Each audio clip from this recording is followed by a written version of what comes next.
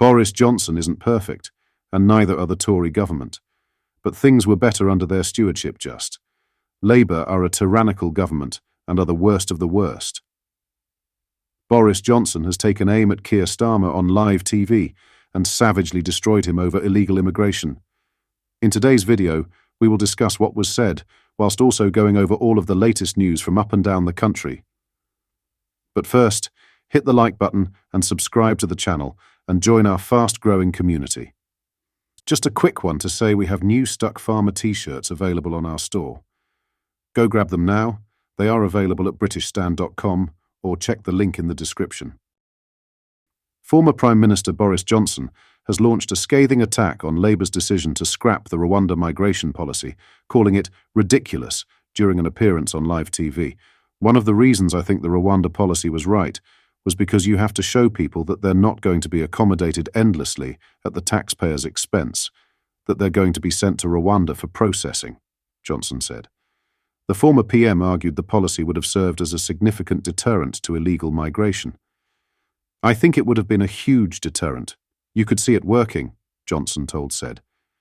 He expressed frustration at what he sees as a costly decision to abandon the policy. The former Prime Minister emphasised his belief that the Rwanda scheme would have effectively demonstrated that asylum seekers would not be indefinitely supported by British taxpayers. Instead, they would be sent to Rwanda for their claims to be processed. Johnson particularly criticised Labour's apparent inconsistency in pursuing alternative migration agreements while rejecting the Rwanda scheme. What I find so incredible about what Labour has done is they have scrapped the policy at vast expense, and they are now saying they want to do a similar deal with Albania, he said. He pointedly questioned the logic behind this decision, stating, "What is the difference between Albania and Rwanda? What the hell? It's just ridiculous." Johnson's comments come as several European nations explore similar migration agreements. The Netherlands is currently in talks with Uganda about potentially accepting around 1,000 failed African asylum seekers this year. Meanwhile, Italy has recently signed a 5-year deal with Albania to process migrants, allowing up to 3,000 people monthly to be sheltered there while their asylum requests are processed. The Dutch government is also in negotiations with Uzbekistan regarding centres for Afghan refugees. Following this, Boris Johnson has said that he would support farmers in the protest against the impending inheritance tax hike, claiming it was a really dumb move from the Labour government. Farmers across the country have hit out at the change, and a rally has been organised for next Tuesday in response to the controversial move which was announced by Chancellor Rachel Reeves. Speaking on TV, Johnson said, "It's a really, really dumb thing to do. You know, we are struggling. We are struggling to keep people on land and make sure that farmers are incentivised to hand over their business to their descendants. My own family were in the same position, and I can tell you, it's an absolute nightmare. I haven't been invited to this protest. I'm obviously not in favour of breaking the law.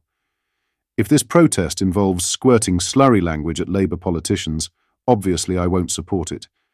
If I am around and I happen to see a tractor, I'm not excluding the possibility that I would strongly sympathise with the driver of that tractor, because I think it's mad.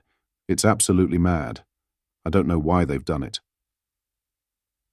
The new tax policy, announced in Reeves's autumn budget, will impose a 20% inheritance tax on farm estates valued over £1 million, starting from April 2026. Many have argued that the policy threatens the future of family-owned farms, placing unprecedented financial strain on agricultural communities. The Chancellor has defended the move, claiming it closes a loophole used by the wealthiest landowners.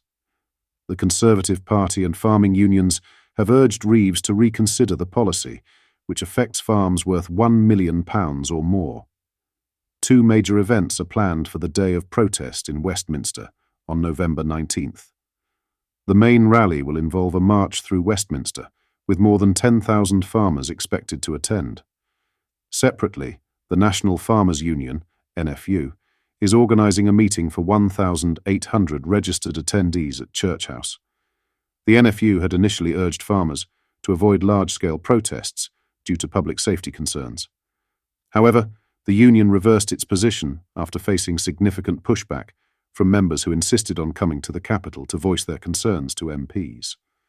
The Metropolitan Police confirmed they are aware of both events and are working with organisers. In other news, Labour's plan to ban gas boilers in new homes by 2027 has received backlash, with experts blasting Sir Keir Starmer's green agenda as nasty and authoritarian. The new regulations will require homeowners to install electric heat pumps or other non-gas alternatives in their new-build properties. Former research director at the Institute of Economic Affairs, Richard Welling, said, "The government's radical green agenda is becoming nastier and more authoritarian. Their next step will be to ban homeowners from replacing gas boilers in existing properties. The result? Even worse fuel poverty and greater reliance on state handouts. The measure aims to slash carbon emissions across all new homes by up to 80%, marking a significant shift in Britain's domestic heating policy. Rules for the gas boiler ban are expected to be announced as early as May 2024, although enforcement will not begin until 2026. A 12-month grace period will follow the legislation to ensure house builders can prepare adequately for the transition brought about by the legislation. The timeline has followed a consultation on the future Home Standard policy, which was initially launched by the previous Conservative government. However, industry experts have raised concerns about the feasibility of scaling up heat pump installations to meet future demand.